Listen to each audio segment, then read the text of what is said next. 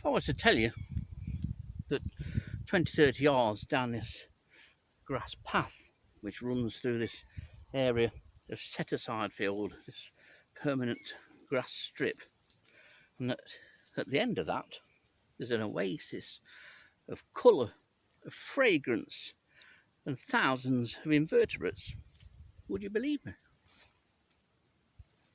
Well, you should. Would I lie to you?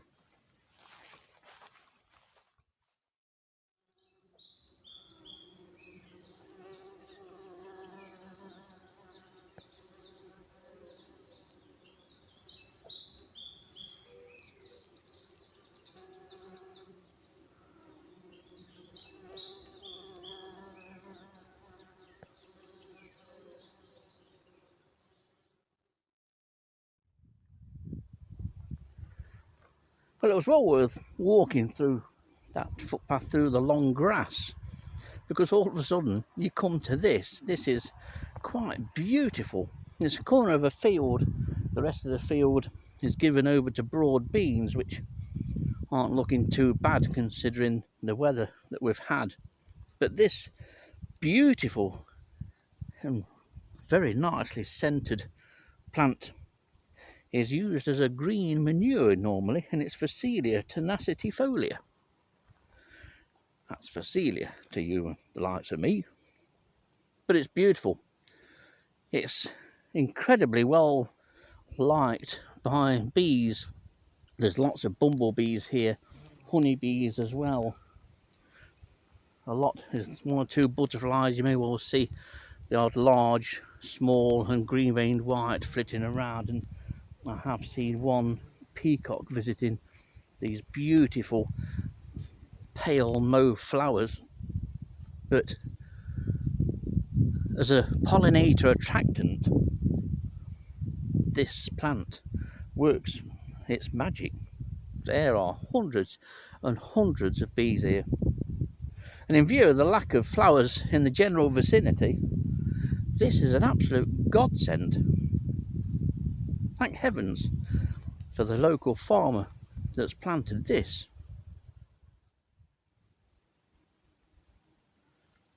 It really is an absolute picture, and it's so nice to see this. It's a veritable oasis for invertebrates, because all around there is a nice untouched grass strip bordering most of this field, and then just across the beck you've got Eacon Meadows, which is looking pretty poor. A lot of it's been cut, so flowers there are at a premium.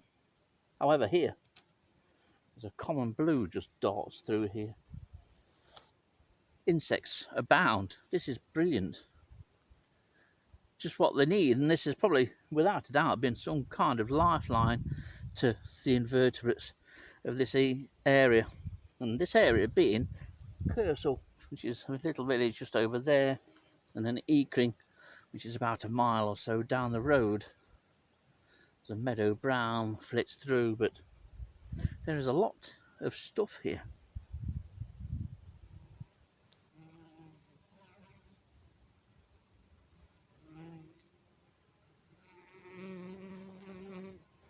I'm just looking at the pollen on that bee, and it's black.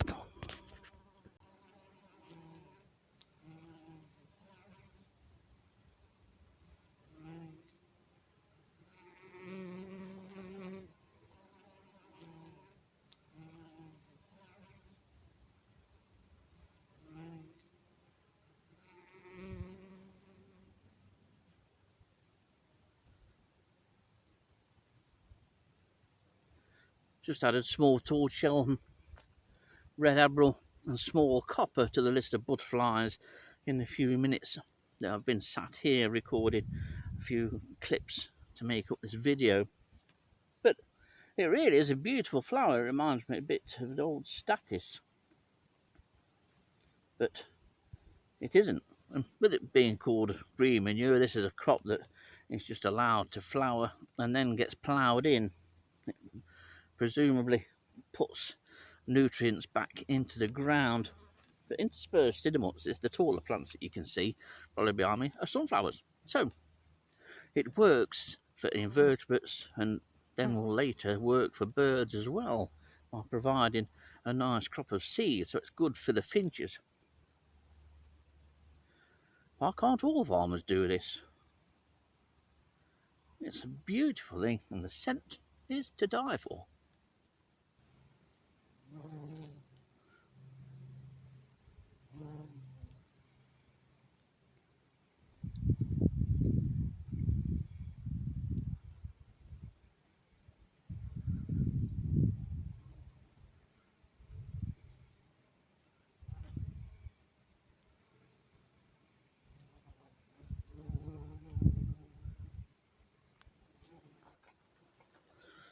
What a fantastic sight this is.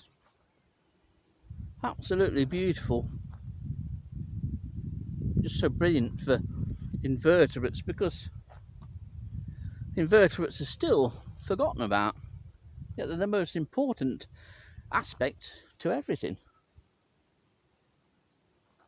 Everything else relies on invertebrates. The flowers rely on invertebrates. The larger animals rely on invertebrates. Man especially relies on invertebrates. For all the times that you might think, what are the use of invertebrates? What good are they to anybody? Well, they're everything to you. It's just that you don't realise it, or at least many people don't realise it. That's why to come across a field like this in what is just, well, this time of year, once you get into August, it's just an oasis of dried, dead vegetation, really, to be honest. The crops are ripened. There's no flowers, especially with the summer that we've had. This is a lifeline for invertebrates. Very much a welcome lifeline as well. Been a lifeline for me. I've been overjoyed to come across this little corner of habitat. It's beautiful.